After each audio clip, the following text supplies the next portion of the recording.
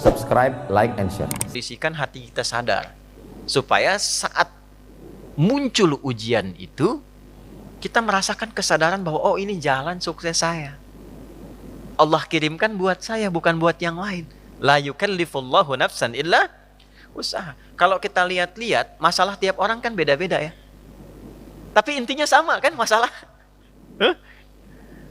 Intinya kepikiran juga kan? Ya kan? Ya, kalau masalah kan nomor 4 ya. Ya kan? Kan berpikir itu ada 4. Ada berpikir, sedikit berpikir, tidak berpikir, pikiranun. Gimana? Masalah itu kan pikiranun kan?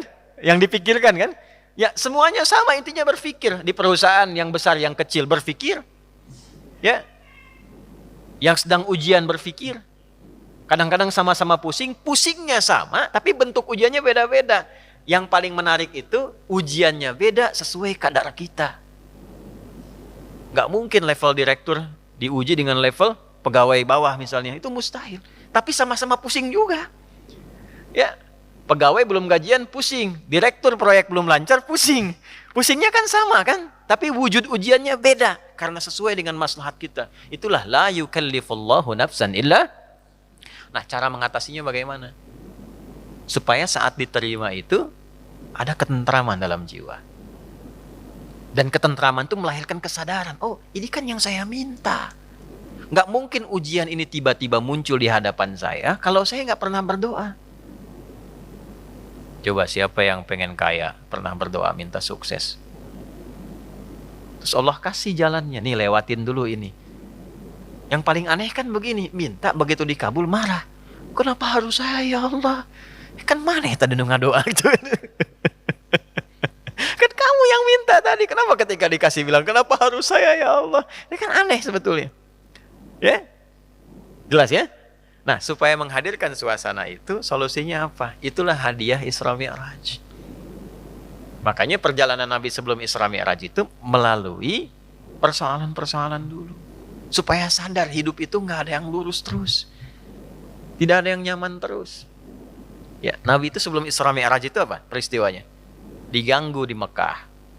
Lalu berharap di Taif itu ada pelindung. Karena Taif itu, maaf, secara landscape itu apa ya? Gambaran kotanya itu lebih maju, ekonominya lebih maju, supaya diharapkan orangnya lebih berpendidikan. Jadi begitu datang ke situ disambutnya baik. Ternyata alih-alih baik, nyampe ke Taif, kalau di Mekah dilempar dengan kata-kata, dituduh, dicaci, dimaki. Ke Taif dilempar dengan batu. Nabi terluka, anak angkat beliau terluka juga Zaid. Istirahat, datang malaikat 2 turun. Ya Muhammad ya Rasulullah, kama qala, ya Rasulullah, mud yadaika ilas sama, angkat tanganmu minta kepada Allah.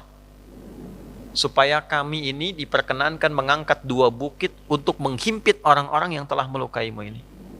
Apa jawab Nabi? Perhatikan kalimatnya. La fa innahum qaumun la ya'lamun. Mohon jangan lakukan, karena mereka melakukan itu kepadaku karena belum tahu saja tentang aku. Bukan karena benci. Karena belum tahu. Kalau orang belum tahu diapakan? Diberitahu, bukan dimarahi. Bukan dicaci. Jadi boleh jadi ada yang mencela itu karena belum tahu.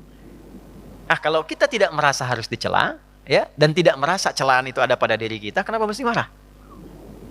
Jelas ya? Maka apa yang terjadi? Perhatikan doanya. Aw kama qala, ilahi ila man takiluni, a ila qaribin yu'dhini am ila ba'idin yu'limuni, fa ana radin ma lam taghdab alayya wala haula wala quwwata illa billah. Ya Allah, setelah aku bertugas di sini dan dilempari oleh orang-orang di sini, kemana lagi engkau akan perjalankan aku setelah ini? Apakah tempatnya masih dekat dan aku akan dilempari lagi? Ataukah tempatnya jauh dari sini dan aku akan disakiti lagi? Aku ridha dengan itu ya Allah, selama itu perintahmu sepanjang engkau tidak marah kepadaku. Itu poinnya. Tolong garis bawah ini. Sepanjang engkau tidak marah kepadaku. Apapun yang kau perintahkan, aku kerjakan. Apakah tempatnya masih dekat atau jauh dan aku akan disakiti lagi? Dari situlah turun undangan Isra dan Mi'raj. Ternyata bukan cuma di bumi, diperjalankan langsung sampai dengan ke langit. Subhanalladzi asra bi'abdihi lailam minal masjidil haram ilal masjidil aqsa alladzi barakna haulah linuriyahu min ayatina innahu huwas samiul basir. Turunlah peristiwa Isra Mi'raj. Undangan itu turun. Asalnya dari situ. Jadi ketika kita itu sadar bahwa semua apa yang kita alami ini ujian dari Allah untuk membantu kita meningkatkan kualitas hidup, mengabulkan doa kita, disitulah anugerah akan turun. Tapi kalau kita banyak mengeluh, capek. Ya, ini saya kasih gambaran gini. Ibu tahu cacing nggak? Cacing tahu ya? Mas tahu cacing ya? Pak, cacing itu kalau saya punya wajan tuh buat gorengan, panasin. Cacingnya dikesituin tuh. Ya. Kalau belum panas kan dia diam ya. Kalau udah dipanasin dia ngapain? Rungkel-rungkel tuh. Orang Banten rungkel-rungkel. Ya. Ngapain cacingnya? Hah? Gerak-gerak gitu kan? Gede. Kenapa? Kenapa? Panas. Bukan. Bukan karena kepanasan. Karena cacing tidak bisa mengeluh. Aduh, panas. Aduh. Enggak. Dia bergerak mencari solusi. Ya. Ya kan? Pernah nggak dengar cacing? Aduh, nggak pernah kan? Kenapa harus saya? Kenapa? Nggak pernah begitu. Kejamnya, nggak pernah. Ya, yang dicari solusi. Nah, cacing dihisap tidak? Tidak. Kita dihisap tidak? Cacing tidak dihisap, tapi menjadi umpan untuk makanan kita. Kita yang sering ngumpanin cacing, tapi nggak belajar dari cacing tuh. Kenapa harus selalu ada keluhan? Yo, cicak. Cicak makanannya apa? Nyamuk. Cicak bisa terbang nggak? Nyamuk bisa terbang. Di mana logikanya hewan yang tidak bisa terbang, makanannya terbang? Tuh. Tuh kalau nyamuknya pintar, dia punya akal.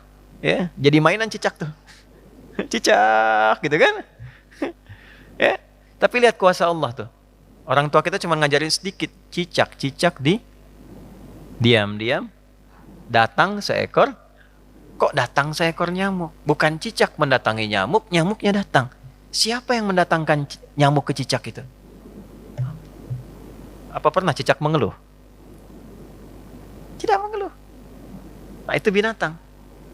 Nah, yang mau saya katakan, mengembalikan suasana itu, Nabi sudah mengajarkan dari peristiwa Isra Mi'raj. Tidak ada orang bebas dari ujian. Tapi kalau kita menyadari semua datang dari Allah untuk membuat kita lebih berkualitas, satu, dan mengabulkan sesungguhnya apa yang kita mohonkan dalam doa, maka turunlah kemudian kenyamanan. Kalau Nabi karena Rasul, karena Nabi Rasul, mu'jizatnya Isra Mi'raj, naik buruk, kita nggak mungkin naik buruk. Odong-odong banyak. Nah, delman banyak, tapi naik buruk mustahil. Ya, karena peristiwanya tidak mungkin berulang, maka hadiahnya diabadikan. Itulah sholat. Itulah sebabnya panggilan sholat itu bersanding dengan hajat. Karena itu sholat disebut dengan hajat. Kebutuhan. Wasta'inu bisabri was sholat. Kalau punya masalah, terima dulu dengan sabar. Dan lakukan sholat. Nah, jadi asalnya sholat itu diperintahkan oleh Allah lewat Rasulullah untuk menyelesaikan semua masalah kehidupan kita. Makanya dulu orang-orang yang punya hajat, punya masalah, itu melakukan sholat. Nabi Zakaria punya masalah. Diuji dengan keturunan. Rambutnya sudah memutih, fisiknya sudah letih. Maaf, istrinya divonis menopause dan mandul. Secara medis gak mungkin punya keturunan. Maka apa yang diperintahkan oleh Allah? Diilhamkan sholat. Di Quran surah 3, ayat 38 sampai 39. Ya. Hunalika da'a Zakaria rabbah qala rabbi habli min ladunka dzurriyyatan thayyibah innaka sami'ud du'a fanadathul malaikatu wa huwa qa'imun yusalli fil mihrab annallaha yubashshiruka bi Yahya. Setelah manusia mengatakan enggak mungkin kau punya keturunan, beliau salat. Dalam salatnya beliau memohon, ya Allah, semua memvonis aku tidak akan mungkin punya keturunan, maka aku menyebut namamu yang memberi tanpa punya batasan. Hab namanya. Dari Wahab. Ya Allah, saya minta darimu saja, karena orang lain mengatakan nggak mungkin. Saya minta darimu yang tidak punya batasan. Engkau pasti mendengar doa saya. Kalau yang pada maha mendengar juga tidak terkabulkan, kepada siapa lagi saya mesti meminta? Maka langsung turun jawaban. Padahal beliau itu masih berdiri dalam sholatnya, belum selesai sholatnya. Fanadathul malaikatu, turun malaikat, wa huwa qa'imun yusalli fil mihrab. Sedangkan beliau masih berdiri dalam sholatnya. Turunlah berita, disampaikan akan punya anak, namanya langsung dari Allah, Yahya. Nabi Musa sholat.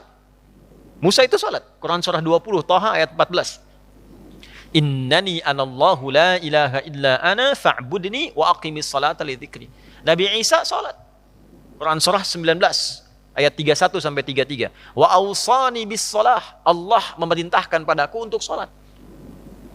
Nabi Ismail sholat.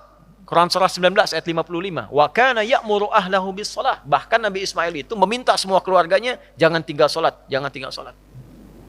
Itulah sebabnya kenapa sholat itu menjadi yang paling pokok dalam hidup dan tidak ada alternatifnya sampai meninggal.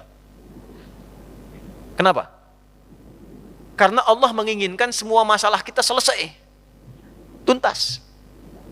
Saat sholat kita minta, rukuk, sujud, selesai masalahnya. Zakat itu wajib kalau ada kewajibannya berlaku. Sampai nisabnya, keluar zakatnya. Tapi kalau belum sampai batasnya, nggak ada kewajiban zakat. Puasa itu wajibnya kapan? Ramadan. Kalau tidak Ramadan, tidak wajib, kecuali nazar. Ya. Dan saat Ramadan pun kalau nggak mampu, masih bisa diganti. Kalau tidak qadha, fidyah. Haji wajib nggak? Kapan? Bagi yang mampu. Tapi sholat, semua berlaku, berdiri. Nggak bisa berdiri, nggak mampu, duduk. Wa qu'uda. Nggak bisa duduk, berbaring. Nggak mampu berbaring, isyarat. Nggak mampu isyarat, berkedip. Dengan kedipan selama masih sadar. Nggak mampu berkedip, disolatkan. Kan sudah selesai. Ya. Ya, sampai titik akhir tuh. Ya, sampai titik. Kenapa? Karena Allah tidak menginginkan semua hambanya siapapun punya masalah yang tidak selesai. Duduk punya masalah, selesai. Berbaring punya masalah, selesai. Itu masalahnya. Dan tidak ada orang hidup yang tidak punya masalah. Ini subuh kan baru berapa menit tadi kita lewat tuh? 30 menitan. Ada nggak yang nggak punya masalah sekarang? Nggak ada. Nanti subuh ke zuhur pasti punya masalah lagi. Kalau sholatnya benar, selesai. Itulah asalnya.